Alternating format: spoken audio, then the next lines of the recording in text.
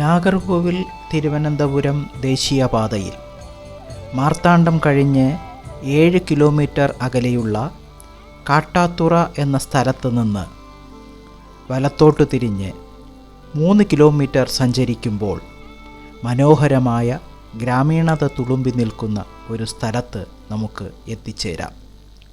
വാൾവച്ച ഘോഷ്ടം. ഇവിടെ വളരെ പുരാതനമായ ഒരു ക്ഷേത്രമുണ്ട്. വാൾവച്ച ഘോഷ്ടം മഹിഷാസുരമർദിനി ക്ഷേത്രം.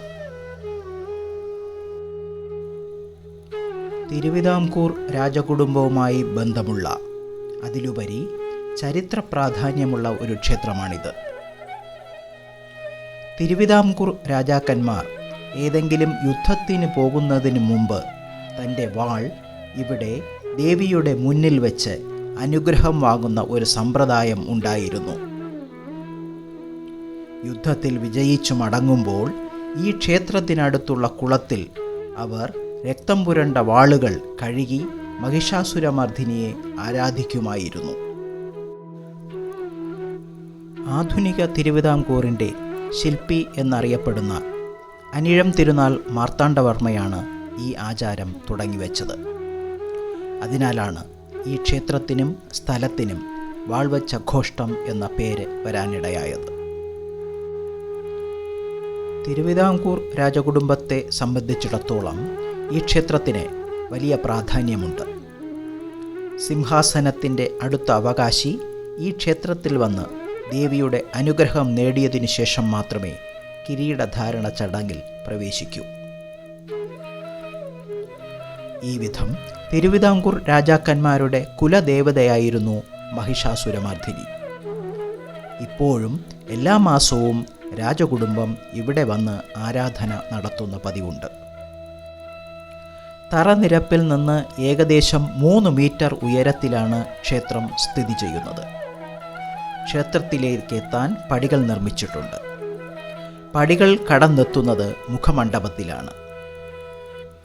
മുഖമണ്ഡപത്തിലെ കവാടത്തിൻ്റെ ഇരുവശങ്ങളിലും ദ്വാരപാലക ശില്പങ്ങൾ സ്ഥാപിച്ചിട്ടുണ്ട്.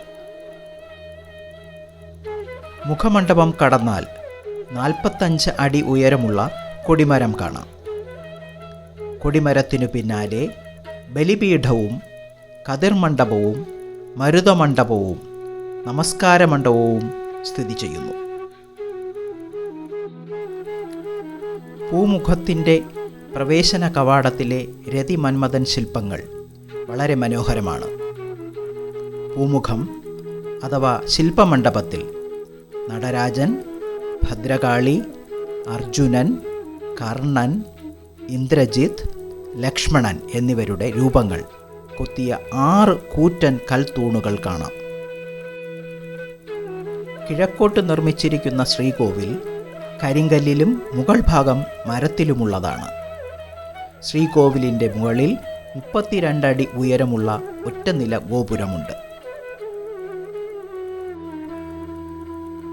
ദീർഘചതുരാകൃതിയിലുള്ള ശ്രീകോവിലിൽ മഹിഷാസുരമർദിനി നിൽക്കുന്ന രൂപത്തിലാണ്. ആദ്യകാല വിജയനഗര ശൈലിയിലുള്ള ശില്പമാണിത്. ദേവിയുടെ വലതുകാൽ മഹിഷാസുരൻ്റെ തലയിൽ വച്ചിരിക്കുന്നു. 2 സിംഹങ്ങൾക്കൊപ്പം കയ്യിൽ ഒരു വലിയ വാളുമായിട്ടാണ് ദേവി നിലകൊള്ളുന്നത്. 7 അടി ഉയരമുള്ള ശിലാപ്രതിമയാണിത്. മുകളിലെ കൈകളിൽ ശംഖും ചക്രവും പിടിച്ചിരിക്കുന്നു. താഴത്തെ കൈകളിൽ അഭയമുദ്രയും കാണാം. കതിബന്ധ എന്ന് പേരിട്ടിരിക്കുന്ന ഒരു ഭാവത്തിലാണ് ദേവിയുള്ളത്. ഈ ക്ഷേത്രത്തിൽ സംസ്കൃതം, വട്ടെഴുത്ത്, തമിഴ് ഭാഷാരൂപങ്ങളിൽ ആലേഖനം ചെയ്തിട്ടുള്ള നിരവധി ലിഖിതങ്ങളുണ്ട്. ശ്രീകോവിലിൻ്റെ തെക്കുവശത്തെ ഭിത്തിയിലുള്ള ലിഖിതത്തിൽ വേണാട് രാജാവിൻ്റെ സഹായത്തോടെ AD 1234 ഈ ക്ഷേത്രം പണികഴിപ്പിച്ചതായി പറയുന്നു.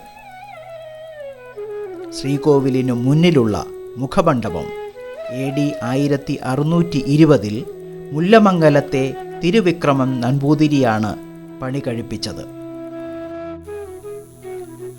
അനുമണ്ഡപം, മുഖമണ്ഡപം, നമസ്കാര മണ്ഡപം, കതിർമണ്ഡപം, ശില്പമണ്ഡപം, ഒറ്റക്കൽ മണ്ഡപം, ബലിക്കല്ലുപുര തുടങ്ങി എല്ലാ പ്രധാന നിർമ്മിതികളും ഉള്ളതിനാൽ ഇത് ഒരു സമ്പൂർണ്ണ ക്ഷേത്രമാണെന്ന് നമുക്ക് പറയാം.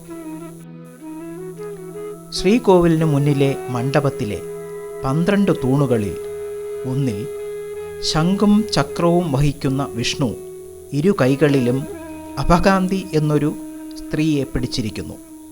ക്ഷീരസാഗരം ചീറ്റുമ്പോൾ മഹാവിഷ്ണു ലക്ഷ്മിയെ കടലിൽ നിന്ന് ഉയർത്തുന്ന ദൃശ്യമാണിത്. അപൂർവമായ ഒരു ശില്പമാണിത്.